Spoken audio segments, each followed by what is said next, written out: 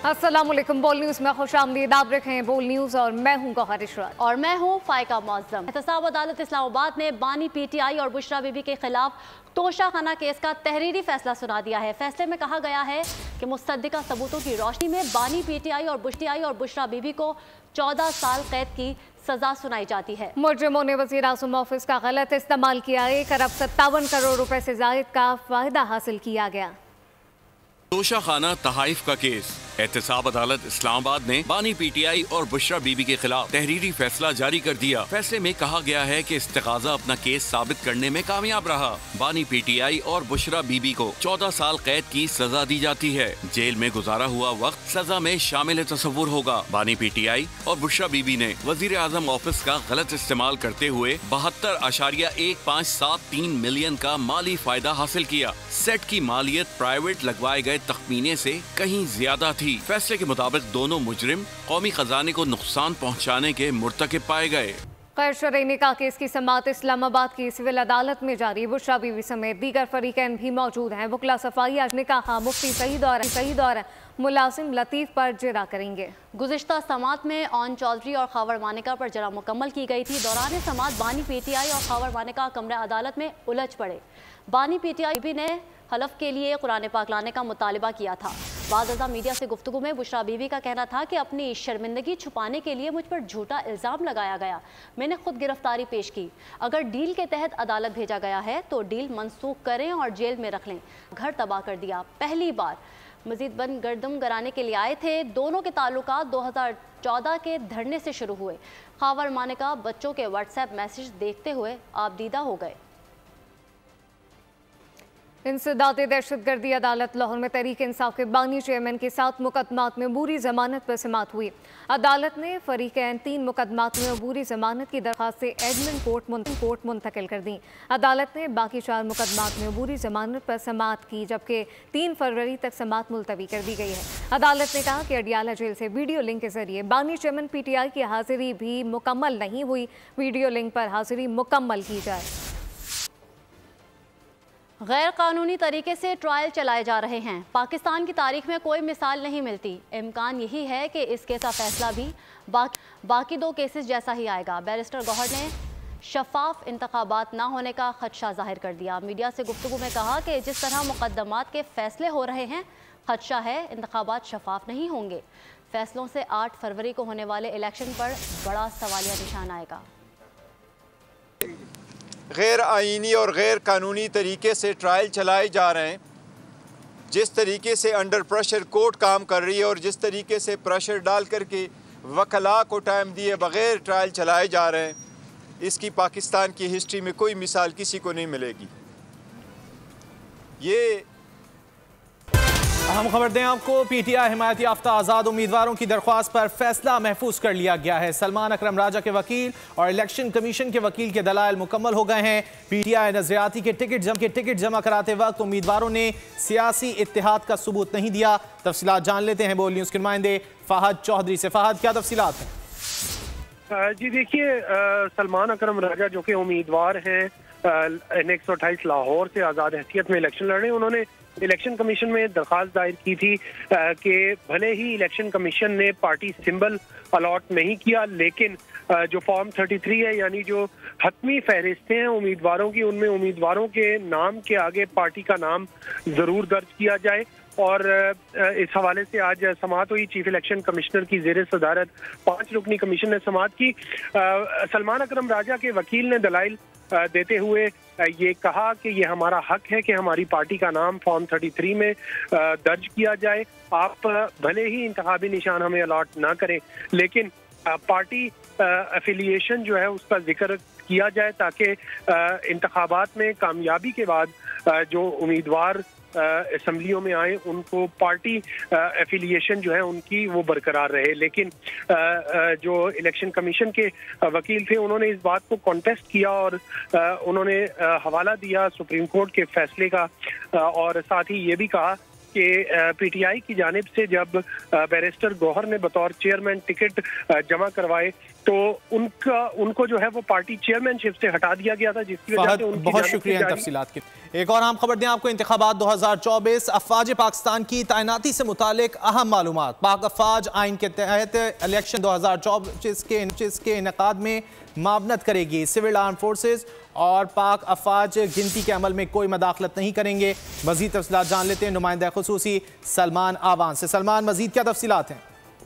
जी बिल्कुल, ना सिर्फ अफवाज पाकिस्तान बल्कि सिविल आर्म फोर्सेज की तैनाती के हवाले से ये डिप्लॉयमेंट जो इलेक्शन ड्यूटी जिसे हम कह सकते हैं आम जुबान में, ये बड़ी इंपॉर्टेंट मालूमात हैं जो हम बोल न्यूज़ के नाजरीन के साथ शेयर कर रहे हैं। सबसे इंपॉर्टेंट चीज़ ये है कि सबको पता होना चाहिए कि अफवाज पाकिस्तान आइन के आर्टिकल 245 के तहत आम इंतखाबात के निकात में सिविल इंतजामिया की मुआवनत करेंगी। पाक फौज मुतल्लिका इलाकों में 3rd टियर के तौर के ऊपर यानी क्विक रिएक्शन फोर्स जैसी ड्यूटी अंजाम देगी। इलेक्शन के दौरान अमन अमा की सूरत हाल को बेहतर रखने की पहले जिम्मेदारी हमेशा की तरह पुलिस की होगी, जबकि सिविल आर्म फोर्सेज जैसे कि रेंजर्स और फ्रंटियर कोर वगैरह है वो दूसरे मरहले में सिक्योरिटी की जिम्मेदार होंगी। पाक फौज या अफवाज पाकिस्तान जो है उनकी 3rd टियर के अंदर ड्यूटी होगी और 3rd टियर में पोलिंग के जनरल इलाकों में किसी भी सिक्योरिटी सूरत हाल से निपटने के लिए आर्म फोर्सेज को तैनात किया जा सकेगा।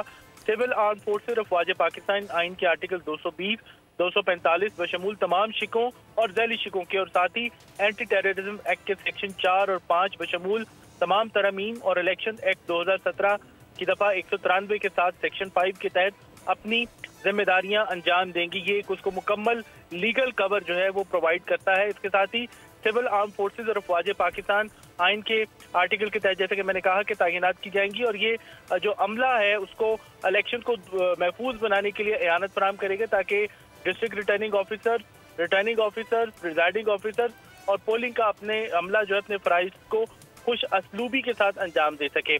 सिर्फ सिविल आर्म फोर्सेज जो है वो बैलेट पेपर की छपाई के दौरान प्रिंटिंग प्रेस की हिफाजत पर मामूर होंगी।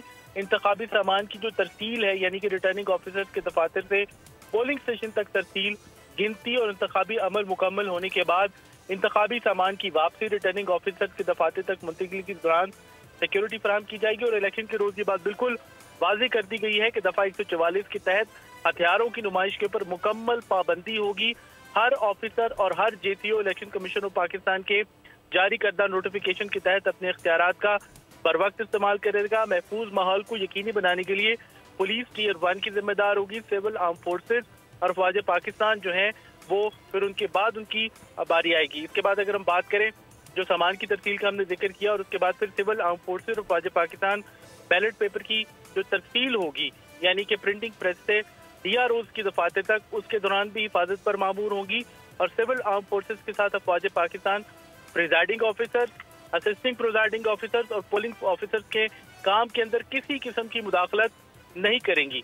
सिविल आर्म फोर्सेज और अफवाज पाकिस्तान मुंतखब करदा इंतहाई हसास पोलिंग स्टेशन के बाहर फराइज अंजाम देंगी और खुसूसी तौर पर तवज्जो जो है वो माहौल को पुरअमन रखने के ऊपर रखी जाएगी। यानी ये बात वाज़ेह हो जानी चाहिए कि तमाम के तमाम जो आर्म फोर्सेज हैं, चाहे वो सिविल आर्म फोर्सेज हैं या अफवाज पाकिस्तान है, वो पोलिंग स्टेशन के बाहर फराइज अंजाम देंगी। अफवाज पाकिस्तान पोलिंग स्टेशन के बाहर फराइज अंजाम देंगी। बहुत शुक्रिया, सलमान आवान हमें आगाह कर रहे थे।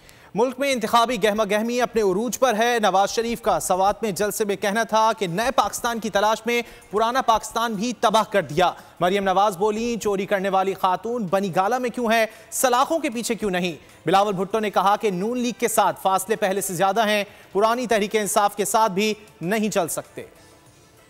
सियासी जमातों की इलेक्शन मुहिम जारी। सवात में जलसे से खिताब में नवाज शरीफ ने कहा, बानी PTI को हिसाब तो देना होगा। कहाँ हैं 50 लाख घर, किधर गई तब्दीली। कैसे शख्स के झांसे में आ गए, उसके जाल में फंस गया। 50 लाख घरों में से कोई एक घर में लाओ किसी को। 10 साल उनकी सूबे में हुकूमत रही है, 10 साल।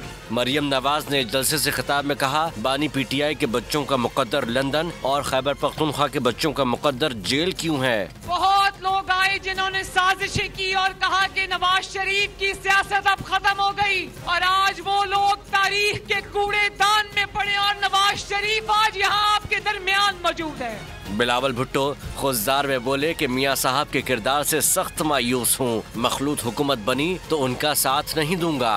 ना सिर्फ दहशत गर्दों का मुकाबला करूंगा, इनका जो लापता अफराद है उसका मसला भी का हल भी मैं ही निकाल सकता हूं। तमाम कुव्वतों का मुकाबला करने के लिए तैयार है। उधर एक इंटरव्यू में शहबाज शरीफ ने कहा कि बानी पीटीआई को सजा उनकी अपनी वजह से हुई, किसी ने जुर्म किया है तो कानून का सामना करना होगा। फैसलाबाद में नून लीग धोबी घाट ग्राउंड में आज पावर शो करेगी। पिंडाल सजाने की तैयारियां जारी हैं। पिंडाल और स्टेज के दरमियान 30 फीट फासला खारदार तार लगा दी गई है। मजीद जान लेते हैं ब्यूरो हेड गुलाम दस्तगीर से। गुलाम दस्तगीर, बताइए।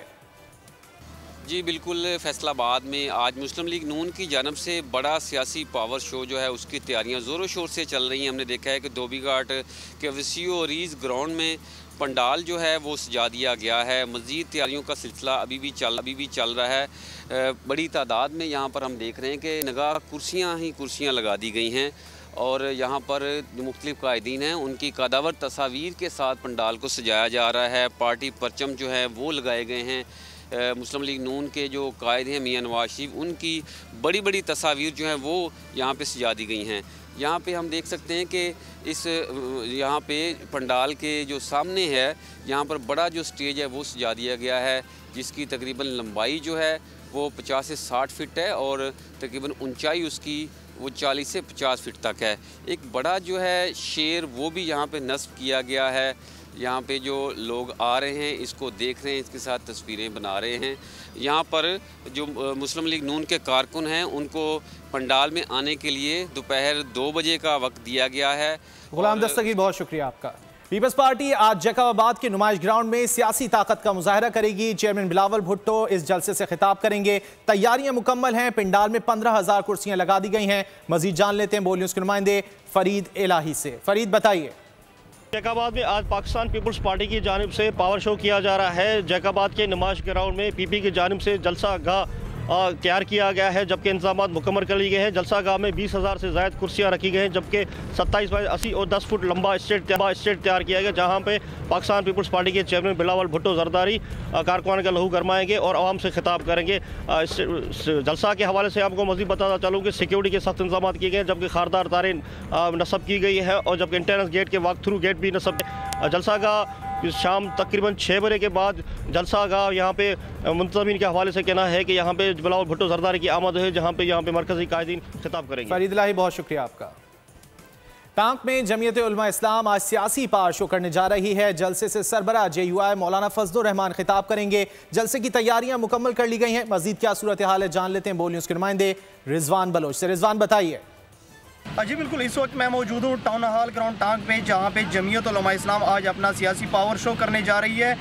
इस पावर शो से दिन 11 बजे जो है वो सरबराह जमीयत उलमा इस्लाम पाकिस्तान मौलाना फजल रहमान खिताब करेंगे।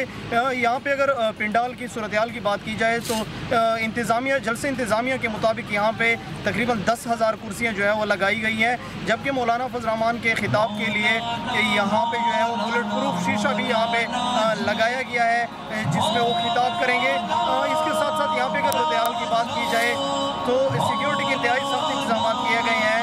स्टेज के चारों तरफ पे जो है वो खारदार तार लगाई गई है, जबकि इसके साथ साथ तमाम जो जलसागाह में लोग जो।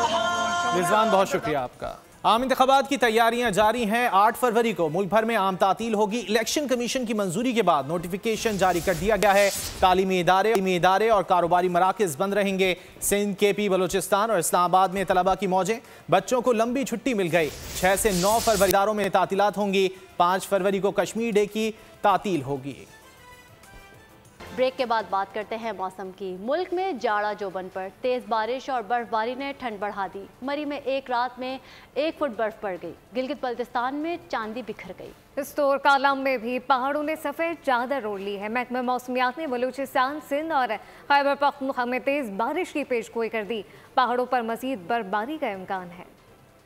कराची पर कुदरत मेहरबान, मुख्तलिफ इलाकों में हल्की बारिश से मौसम खुशगवार हो गया। कम से कम दर्जा हरारत 19 डिग्री सेंटीग्रेड रिकॉर्ड किया गया। महकमा मौसमियात के मुताबिक बारिश का सिलसिला मजीद 2 रोज तक जारी रहने का इम्कान है। दूसरी जानिब मलिका कोहिसार मरी में बर्फबारी थम गई, लेकिन सर्दी की शिद्दत बरकरार है। बर्फबारी के बाद चमकती धूप में बर्फ के नज़ारे और भी हसीन हो गए। मरी इंतजामिया ने तमाम दाखिली और खारजी रास्तों से बर साफ कर दी है। मजीद जानते हैं नुमाइंदा बोल न्यूज़ आरिफ सईद से। जी आरिफ। जी बिल्कुल, मलका अक्सार मरी के तमाम दाखिली और खारजी रास्तों से जो है बर्फ को हटा दिया गया है।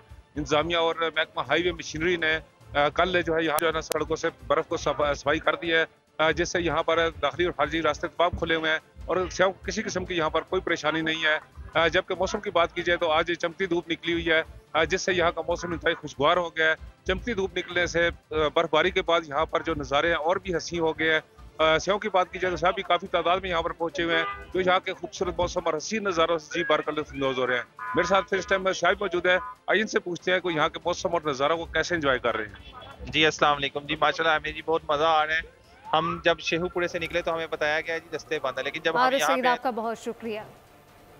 आपको टांग लिए चलते हैं जहां मौलाना फजलुर रहमान जलसे से खिताब कर रहे हैं।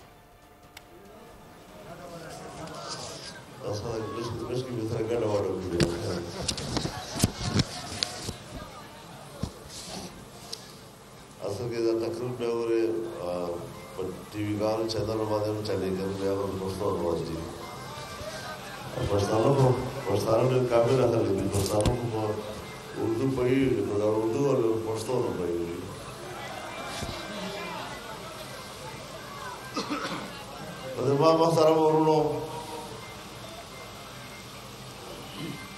दादा सी वो मरहला दा जिम्मेदारी और बियाद कौम को रो बदला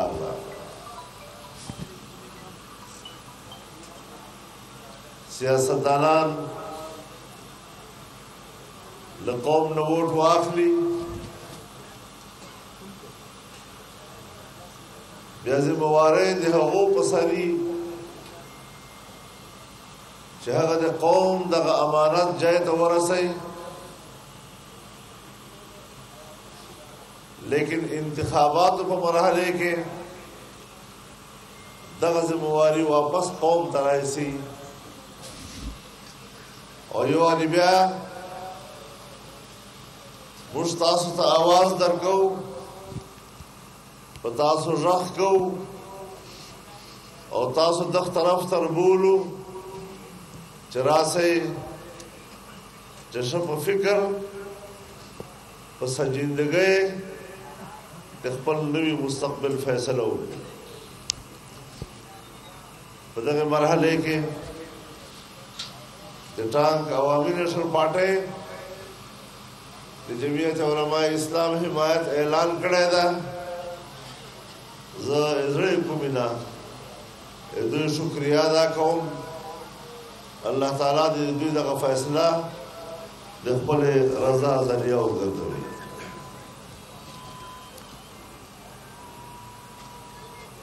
दिमाग मोहतरम और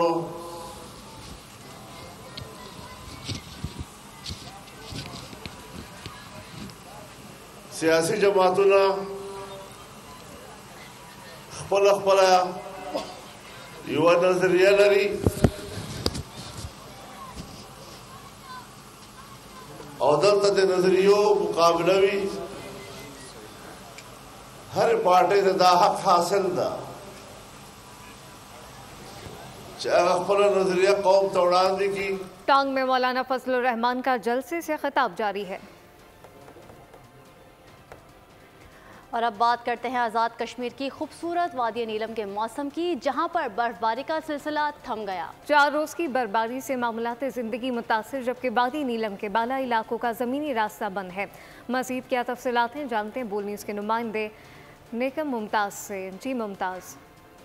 जी बिल्कुल, गुज़श्ता 4 रोज़ की मुसलसल बर्फ़बारी के बाद वादी नीलम का जो मौसम है वो अंतहाई खुशगवार हो गया है। धूप निकल आई है, जबकि पूरी बालाई वादी नीलम के साथ साथ ज़ेरी इलाके भी बर्फ़ के सफ़ेद रंग में ढंग चुके हैं। जबकि बात की जाए मेन शाहराह नीलम की, तो वादी नीलम की मेन शाहराह जगह जगह से लैंड स्लाइडिंग और ग्लेशियर की वजह से बंद हो चुकी है, जिससे ज़मीनी राब्ता जो है बालाई इलाकों जिनमें केलता बाट और सुरगन का इलाका शामिल है वो डिस्ट्रिक्ट हेडक्वार्टर अशमकाम से मुनक़ता हो गया है। अगर बात की जाए टेली कम्युनिकेशन और बरकियात के निज़ाम की, तो बालाई इलाकों में टेली कम्युनिकेशन और बरकियात का निज़ाम भी मुकम्मल मुतासर हो गया है। अगर महकमा मौसमियात की बात की जाए तो वादी नीलम का जो मौसम है दोबारा अबर आलूद होने का मुमताज अहमद भट्ट, आपका बहुत शुक्रिया। गिलगित बल्तिस्तान शदीद सर्दी की लपेट में है। बालाई इलाकों में शदीद सर्दी की वजह से नदी नाले और झीलें मुंजमद हो गई। मौसम का हाल जानते हैं गिलगित में मौजूद बोल न्यूज़ के नुमाइंदे नदीम खान से।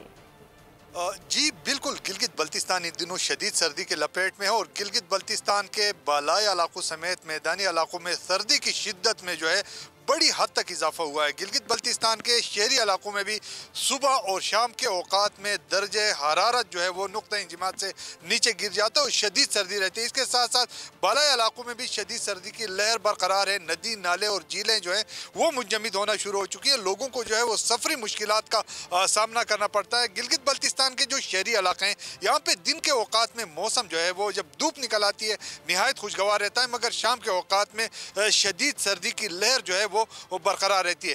महकमा मौसमियात के मुताबिक गिलगित बल्तिस्तान के बालाई इलाकों समेत मैदानी इलाकों में आइंदा 3 रोज तक मौसम साफ रहेगा, मगर खुश्क सर्दी का जो जोर है वो बरकरार रहेगा। शुक्रिया नदीम खान आपका। अहम खबर आपको दें, खुसूसी सरमायाकारी सहूलत काउंसिल की एपेक्स कमेटी का इजलास। निगरां वज़ीर आज़म एपेक्स कमेटी के इजलास की सदारत कर रहे हैं। इजलास में सियासी और अस्करी क़यादत भी शरीक हैं। एपेक्स कमेटी का मुख्तलिफ शोबों से मुताल्लिक 24 निकाती एजेंडे पर गौर, जबकि FBI की तंजीम नौ और कारकर्दगी में बेहतरी के लिए भी एजेंडे का हिस्सा है। खुसूसी सरमायाकारी सहूलत काउंसिल की एपेक्स कमेटी का इजलास। निगरां वज़ीर आज़म एपेक्स कमेटी के इजलास की सदारत कर रहे हैं। आपको बताएं कि इजलास में सियासी और अस्करी क़यादत भी शरीक है, जबकि इस मुतालिक तफसीलात क्या है फ़ाहद चौधरी से जानते हैं। फ़ाहद, आगाह कीजिएगा। कुल SIFC एपेक्स कमेटी का अहम इजलास इस वक्त निगरान वज़ीर आज़म अनवारुल हक काकड़ की ज़ेर सदारत जारी है। इस इजलास में सीनियर अस्करी और सिविल हुकाम भी शरीक है। एपेक्स कमेटी 14 नुकाती एजेंडे पर गौर कर रही है। FBI की तंजीमें नो और कारकर्दगी में बेहतरी के अलावा वजारत कानून UAE और कुवैत के साथ MOUs पर पेशरफ्त से आगाह कर रही है। इसके अलावा मुल्क भर में बिजली चोरी की रोकथाम के लिए टास्क फोर्स की रिपोर्ट एपेक्स कमेटी में पेश की जाएगी। कमेटी तकसीम सिफारिशात पर गौर करेगी, जबकि 2 RLNG पावर प्लांट्स की निजकारी न करने से मुतालिक भी तजावीज़ पर गौर किया जाएगा। इसके अलावा वफाकी वजीर निजकारी PIA की निजकारी के हवाले से अब तक की जो पेशरफ्त है उससे भी कमेटी को आगाह करेंगे। जी फ़ाहद चौधरी, आपका बहुत शुक्रिया। नौजवानों की जहनी सलाहियतों को बढ़ाने वाले खेलों का फ़रोग ज़रूरी है। खेल मुख्तलिफ मुल्कों के दरमियान राबतों का जरिया है। निगरान वज़ीर आज़म अनवारुल हक काकड़ ने तकरीब से खिताब में कहा कि दुनिया भर में बहुत से खिलाड़ियों ने मुख्तलिफ शोबों में नुमाया काम किया, जिसके फ़रोग के लिए काम करने वाले मुताल्लिक़ अफराद को खराज तहसीन पेश करता हूँ। Our dignitaries and other colleagues, this is where future belongs. This is where the fate and the destiny of not just Pakistan but entire globe lies. In that cooperative mode, sports is of course an important activity. When you are thinking about those gambits of the chess game, it's not just that limited time in that sports in which you produce. I'm so delighted, I'm so happy that I made commitment to this cause, and as soon as I retire from this stint, I can assure this audience that I will continue to support this cause and we will promote it, we will do advocacy for it, and every school in this country should have access to such sports.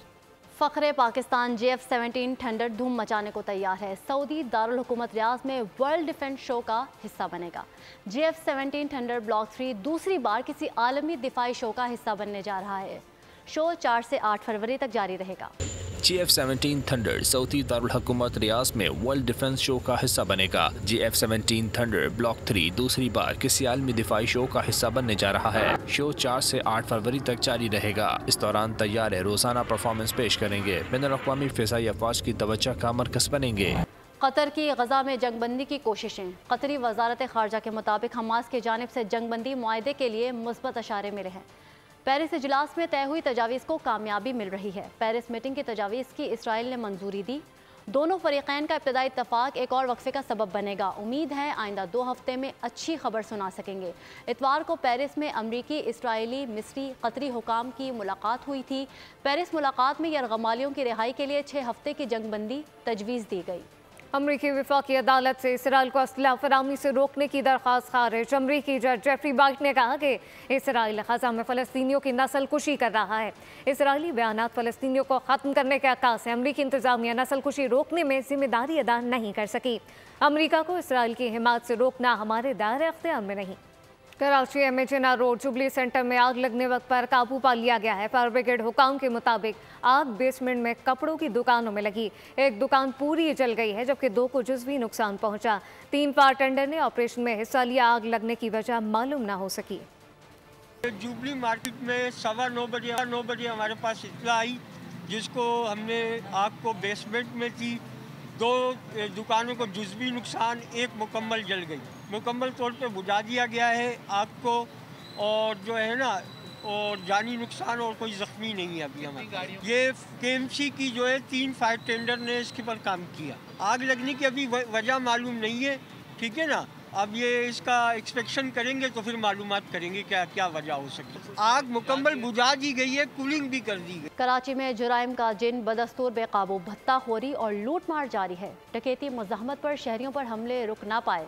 इलाका मकीनों ने जान पर खेलकर मुलजिम को पकड़ा। Police और rangers की कार्रवाइयों में भी मुलजिमान पकड़े गए।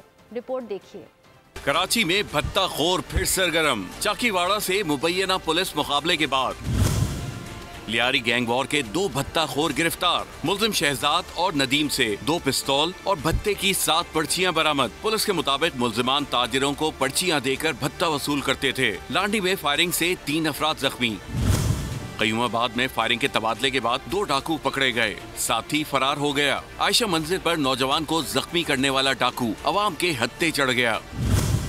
शहरियों ने दुर्गत बनाने के बाद पुलिस के हवाले कर दिया। सोहराबकोट में डकैती मज़ाहमत पर फायरिंग, 1 शख्स कत्ल, 1 जख्मी। डाकू फरार होने लगे तो सिक्योरिटी गार्ड ने घेर लिया। फायरिंग के तबादले के बाद 2 मुलजिमान पकड़े गए। अहले इलाका के तशद्दुद से दोनों डाकू हलाक। पुलिस के मुताबिक मुलजिमान की शनाख्त समंदर खान और सुलह के नाम से हुई। मुलजिमान पुलिस एहलकारों के कत्ल समेत दर्जनों वारदातों में मतलूब थे। पुरानी सब्जी मंडी के करीब फायरिंग से 1 शख्स जाँ बहक हो गया। अख्तर कॉलोनी में पुलिस और रेंजर्स ने मुश्तरका कार्रवाई करते हुए डकैती की वारदातों में मुलव्विस मुलजिम अब्दुल जलील उर्फ मुंशी को गिरफ्तार कर लिया। डालमिया से भी फायरिंग के तबादले में 2 मुलजिमान धर लिए गए। खेल के मैदान से खबर शामिल करें और अब आपको बताएं कि क्या बाबर आजम की शादी हो गई। मायनाज बैटर के सोशल मीडिया पर गोलमोल जवाब पर शायकीन में बहस छिड़ गई है। एक्स पर बाबर आजम के स्पेस के दौरान रिजवान भी शामिल हो गए। सवाल पूछा, आपकी शादी कब है? विकेट कीपर बैटर ने साबिक कप्तान के अकेले में जवाब का मशवरा ना माना।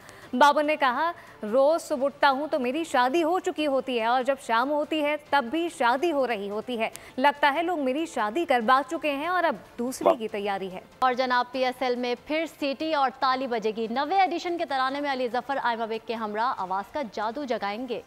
न्यूज़ स्टूडियो से फिलवक्त इतना ही। किसी भी खबर की तफसील के लिए आप विजिट कर सकते हैं हमारी वेबसाइट bolnews.com। बाखबर रहने के लिए देखते रहिए बोल न्यूज़।